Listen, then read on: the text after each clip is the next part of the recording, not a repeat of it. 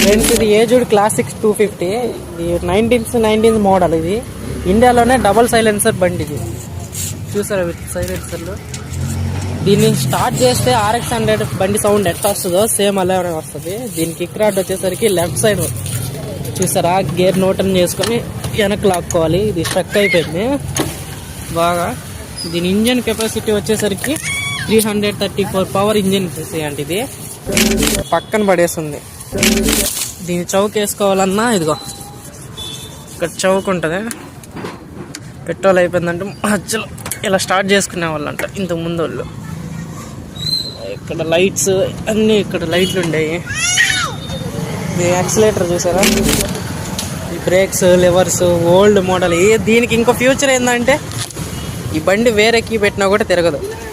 చూసారా దీన్ని ఎలా ఉందో కీ మోడల్ కూడా. ఇంకా నచ్చితే లైక్ చేయండి, మన ఛానల్ని సబ్స్క్రైబ్